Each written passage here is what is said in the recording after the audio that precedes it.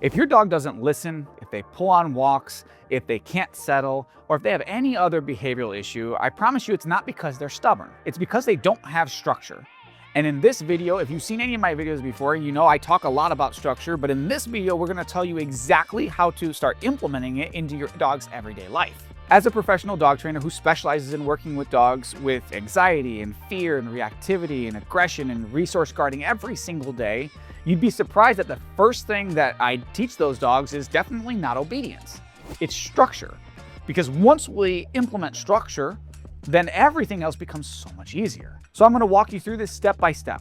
I'm gonna tell you what needs to change, how to apply it, and what it should look like in your everyday life. Step number one, control freedom inside your house. Now I know this sounds unrelated to your dog's reactivity problems outside on the leash, but I promise you it's connected. You need to start here. Your dog should not have unlimited access to everything in the house if you are dealing with behavioral issues. No more wandering around the house, following you everywhere, doing whatever they want all day, every day. There are so many ways that we can accomplish this, but my favorites are using tethering, using baby gates, using crates, using the leash more just in general in the house. And your job is to create clear on times and clear off times with your dog. There should absolutely be times where the dog is out and about doing things with you, where you're being very intentional with your actions with your dog. That could be going on a walk, that could be playing, that could be training together. You're actually doing stuff with your dog. And then there's times where your dog's gonna learn to calmly coexist without you. That's important to be done outside of your presence, where you can use a crate, but also when you are around. You can also use the crate where you are hanging out with the dog in the room, but you could also do that with tethering or using a gate. There's a lot of different ways, but you need to teach your dog how to calmly coexist without you, because that balance of being with you, but also being calm without you is the key to everything. Step number two, create a simple daily routine for you and your dog. Structure is not random, it's very predictable, and dogs thrive when things are predictable. Your dog over time should start to understand when we work, when we rest, when we go out. Your dog should understand what your daily schedule starts to look like. Something that I work with all of my clients here and every single dog that comes into this facility is going from periods of exercise to periods of rest, in that order. What this could look like for you at your house would be you get up, you walk your dog, you maybe play with them, you train with them, you feed them, and then it's time for rest.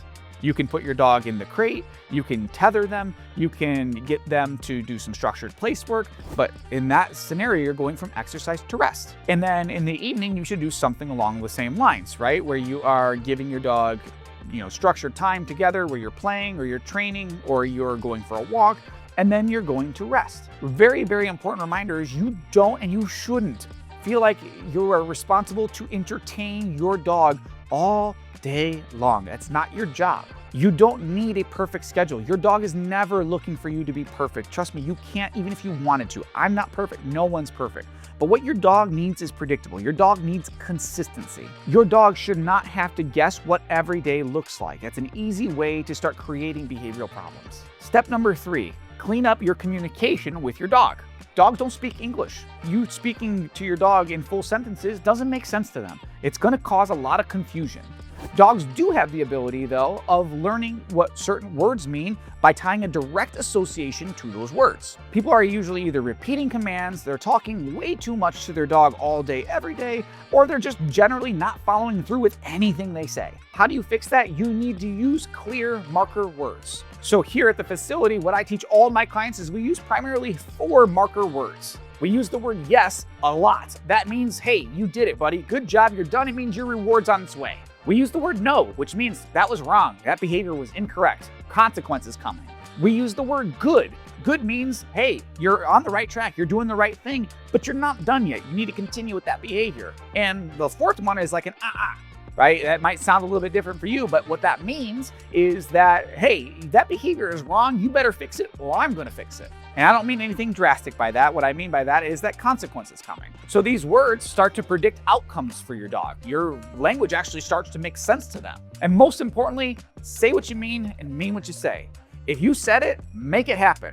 The more times you don't do that, the less often your dog's gonna listen to you just in general. So you need to be very intentional with when you give a command. Only give a command when you can enforce it. The biggest tip that I can give you for that is let your dog trail a leash more in the house for the time being, so that you can start actually backing up what you say instead of just having a bunch of hollow words that don't mean anything.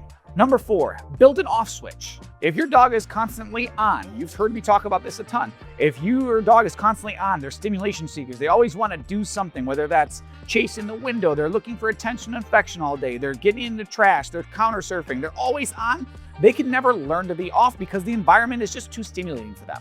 And a really surprising thing that I don't think a lot of people know is that having an off switch doesn't come naturally for dogs, especially if you have a working breed. These dogs are literally designed to be working all day long, but that doesn't work for our life. So we need to actually make sure they have an off switch. How do you create that off switch? Well, you make your environment for your dog way less stimulating. The easiest way to do this is by limiting their ability to move around the house freely. You can use structured tethering. That is my favorite, where you literally use a tether, you use the dog's leash, and you tie the dog to a certain spot and help them. You're not like abandoning them when you're doing this. You're literally just sitting on the couch and you're tethering them next to you where they can't be in direct contact with you all the time, and teaching them how to independently coexist.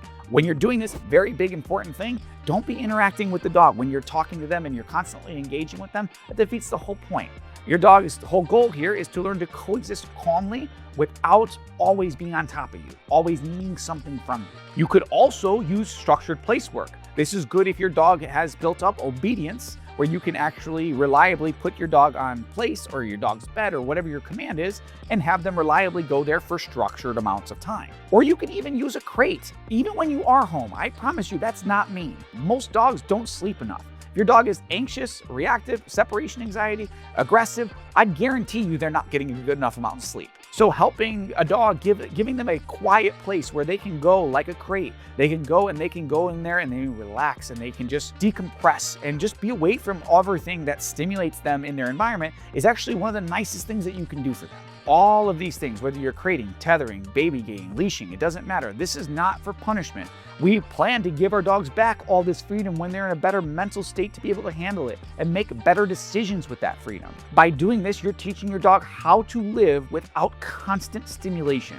That constant need for stimulation is one of the biggest problems that dogs really have today. If you can get your dog to start relaxing more often and having an off switch, this is where a lot of your behavioral problems, especially reactivity and anxiety, are going to start to improve. Number 5, make freedom earned and not just given.